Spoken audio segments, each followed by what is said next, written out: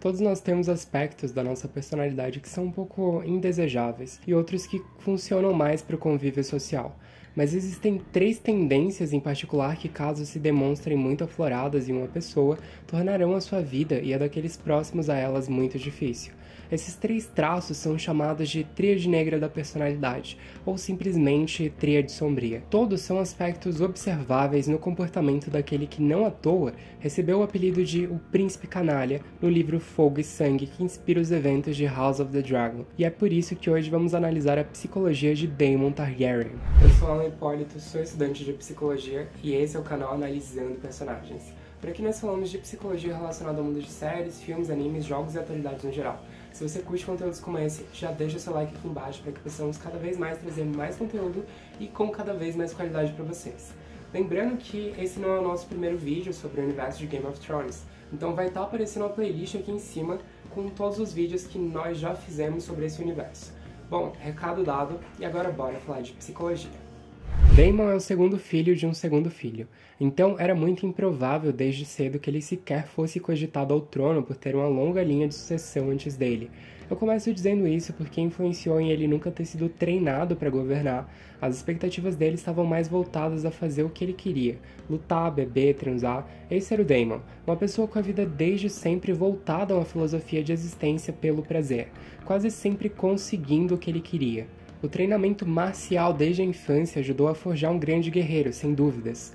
Sendo sagrado cavaleiro aos 16 anos de idade e recebendo do pai a espada Black Sister, ou Irmã Negra em tradução literal, a qual pertenceu a Visenya Targaryen, a irmã mais velha e esposa do Aegon I, o Conquistador. Porém, para além de um grande guerreiro, Daemon sempre foi uma pessoa impulsiva, que colocava seus desejos à frente do dever e com uma baixa tolerância à frustração. Esses 2 aspectos unidos fizeram com que ele nunca aceitasse o seu casamento com Rhea Rice, por ser mimado o suficiente para rejeitar a esposa apenas porque ele não a escolheu, nunca dando uma chance à moça. E vale lembrar que esses casamentos arranjados eram super comuns na época. E além disso, não era uma negociação ruim para o Daemon. Ele poderia ter dado Pedra Runa, castelo ancestral dos Royce, ao se casar com a Rhea, mas ele achava que ele merecia mais, demonstrando desde sempre a grande ambição que possuía. Quando seu irmão Viserys assume o trono, ele passa a ser o próximo na linha de sucessão. Isso vira um receio para o pequeno conselho do reino, que teme mais um governo desastroso protagonizado por um Targaryen estúpido. Como irmão do rei, era esperado que ele participasse de decisões importantes, mas justamente pelo seu tom impulsivo e autoritário, Viserys vai perdendo cada vez mais a confiança nele e o afastando das decisões da corte, com o Otto lá no ouvido do rei garantindo que ele criasse uma opinião cada vez mais negativa sobre o seu irmão. Isso alimenta um ressentimento no Daemon, que se sente desprezado pelo Viserys, ver o irmão que ele ama o afastando de um reino que até então ele era o próximo na linha de sucessão, ao mesmo tempo que escuta pessoas que só estão interessadas em explorar o poder e a influência do rei para os seus próprios interesses, como era o caso do Otto. Além disso, o Daemon é tratado como uma pessoa sem valor, que não tem nada a adicionar no governo de Westeros. O valor dele é questionado não diretamente, mas a partir da forma como lidam com ele, sendo afastado do pequeno conselho e de decisões importantes. Esse descontentamento e raiva do Daemon vão levando a esses comportamentos mais rebeldes que visam chamar a atenção e mostrar o valor dele ao mesmo tempo. Com a patrulha da cidade, ele tenta demonstrar sua efetividade e de fato ele consegue. Nos livros é comentado que os crimes diminuíram muito na cidade após ele assumir o comando por cerca de 2 anos. Claro que isso se deve à sua natureza impetuosa, o que nos faz entrar no primeiro aspecto da sua tríade sombria, o maquiavelismo. Nada define melhor a filosofia maquiavélica do que a frase "os fins justificam os meios". Essas são palavras que transmitem a ideia de que se algo pudesse ser alcançado com efetividade, pouco importa o que é preciso para fazer isso. Portanto, ética, piedade e outros valores que qualquer pessoa com o mínimo de consciência prezaria devem ser postos de lado em favor de executar o que precisa ser feito, independente de como isso afeta outras pessoas. Na patrulha da cidade, Daemon não hesitava em espancar, mutilar e ceifar vidas.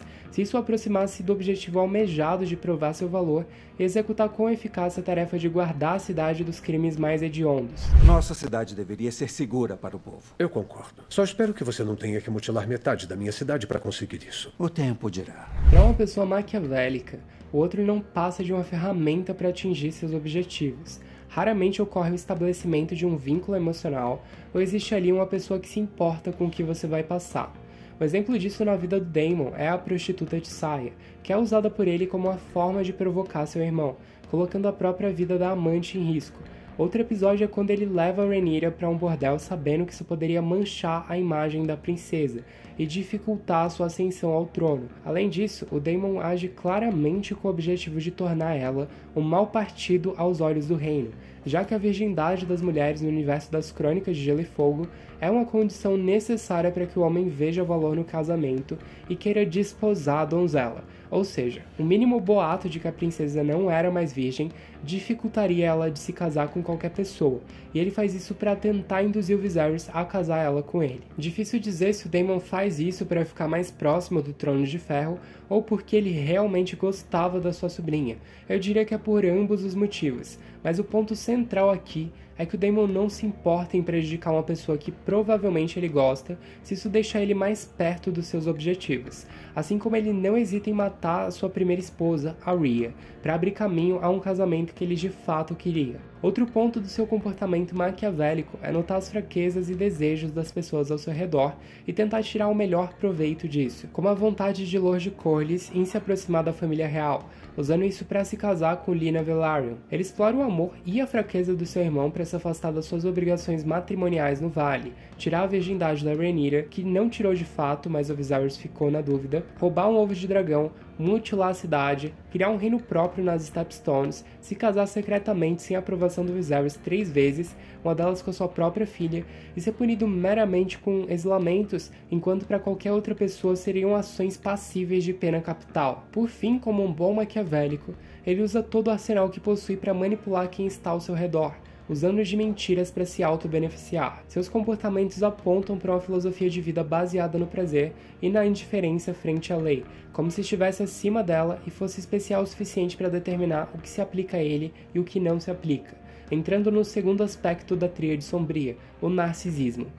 Daemon se vê como uma pessoa especial, alguém que merece o melhor e ser sempre reconhecido, uma pessoa que vê o mundo de uma forma mais clara e tem a solução mais adequada a qualquer problema, aquele que deve ser servido e não servir. Suas atitudes são insolentes e arrogantes, ele sempre tira vantagem de quem está ao seu redor, está constantemente buscando uma nova conquista para demonstrar o quanto ele deve ser admirado.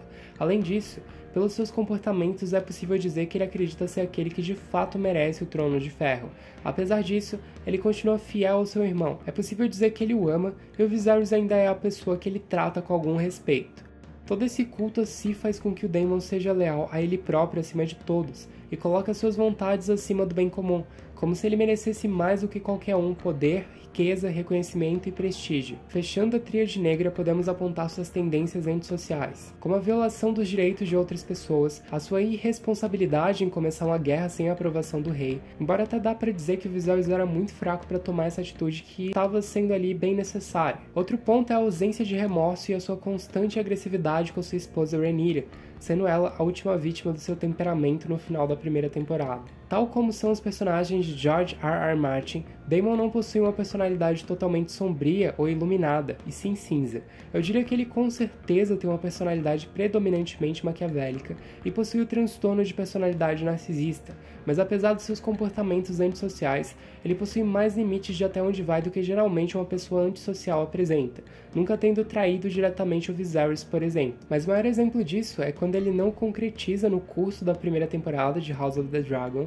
o abuso que pretendia a sua sobrinha Rhaenyra em um dos bordéis da cidade. Mesmo ela sendo recíproca ao avanço, ele se ressente de estar usando a sobrinha e uma pessoa que ele possivelmente tinha um forte apreço por seus propósitos egoístas, não conseguindo atingir uma ereção segundo os produtores da série, ou como eu prefiro dizer, ele não conseguiu acordar o dragão.